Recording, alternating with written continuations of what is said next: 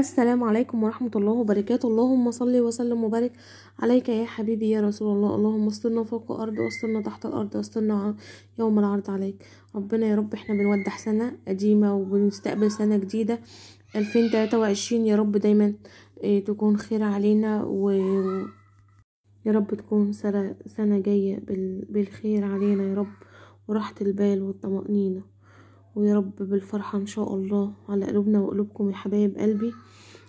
كنت عندي في البيت وعملت المحشي اللي انتوا لسه شايفينه دوت والفرخة، ورحت بقى للحاجة بقى اشتكيت لي بقى حكاية العيش، وقالت لي بقى ايه امبارح كانت 30 وقبله 29 3 ايام الفرن مش عامل عيش عندنا.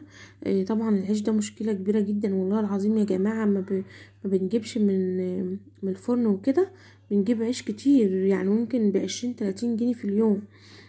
فهي لقيتها بقى زعلانه وكده، فقلت لها احلى كيلو رقاق هعملهولك يا حاجه حبيبه قلبي. جبت بقى كيلو دقيق زي ما انتوا شايفين كده، وقلت بقى ايه اعجنهولها كده عشان ما تزعلش واخليهولها عندها.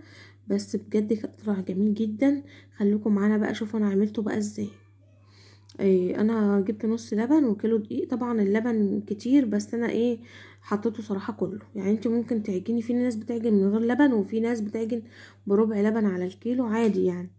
انا حطيت النص كله وما حطيتش مية خالص على فكرة يا جماعة.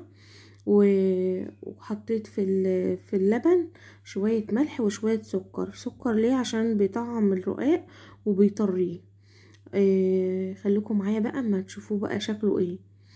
اول حاجه طبعا حطينا بقى الزيت مع الدقيق. عايزه تقدحي الزيت تعملي بسمنه براحتك خالص، مفيش اي مشكله. انا حطيته صراحه من غير ما اعمله على البوتاجاز عادي يعني، ما حصلش اي حاجه كاني عملته، مفيش اي مشكله. حطيته على الدقيق وبعدين دلوقتي بقى بعجن معاكم زي ما انتوا شايفين كده. حطيت اللبن كله، حطيت الملح والسكر، وفضلت بقى اعجن فيه ولدت فيه زي ما انتوا شايفين كده يا حبايبي. بص اتلمت معايا زي الفل والله العظيم بجد، يعني كانت جميلة جدا زي ما انتوا شايفين. بصوا يا جماعة زي ما انتوا شايفين كده يا حبايب قلبي، فضلت بقى اعجن فيه كده. اهم حاجة تلتي العجين حلو وتعجنيه يعني جامد جدا عشان يبقى طري ويبقى حلو معاكي. والرقاق بالذات ما تنشفوهوش، يعني حاولي تخليه يعني الطريان بتاعه حلو كده عشان ما يشدش معاكي وانت بتعجني. طبعا انا بقرص دلوقتي الرقاق. طبعا بتقرصي بقى التقريصه اللي انت عايزاه، كبير عايزاه صغير، حسب بقى ما انت عايزاه. وطبعا بعد ما قرصته سيبته بقى يرفع شويه عشان يبقى سلس معايا وانا بفرده، ما يلمش يعني يبقى رفع كده معايا وبقى حلو. بتعمليه بقى زي ما انت عايزه. خليكم بقى معايا حبايب قلبي كده كده بقى بقرص بقى الرقاق.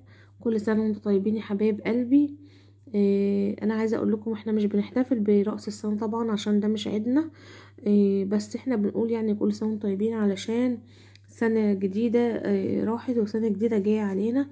يا رب دايما يعني تكون ان شاء الله خير علينا وتدخل كده في قلبنا الفرحه يا رب. والايام بتاعتها تبقى حلوه واللي معرفتوش تحققوه في 2022 ان شاء الله ان شاء الله ربنا يديهولكم وتحققوه في 2023. بصوا عمر جايب المسدس ازاي. امبارح كانوا في عيد ميلاد واحده صاحبه اختي كبيره، فاختي كانت جايبه لها لعب للعيال وكده، فهو قال لها جاي يشتكي لي بقى من اختي يقول لي ما جابتليش حتى مسدس ينفع. فقلت له في عيد ميلادك هتجيب لك، فهي بتقول لي هجيب له بكره وكده. وانا جاي من الشغل جبت له مسدس وشويه لعب يعني، فكان فرحان بيهم بقى وقعد يلعب بيهم وماشي بقى رايح بقى بالمسدس وكده، وكان فرحان بيهم بقى كده. وجبت ان انا لعبه السمك الصغيره دي بس كانت جميله جدا وعجبتها قوي والله. بصوا الرقاق الحاجه معلماني اعمله كده يا جماعه. بصوا بقى دخلته بقى الفرن، بصوا والله العظيم كان جميل جدا وطري وحلو قوي قوي يعني، وعجب الحاجه. بألف هنا وشفا على قلبها يا رب. ربنا يديها الصحة كده ويخليها لنا يا رب ودايما كده تكون فرحانة وسعيدة يا رب.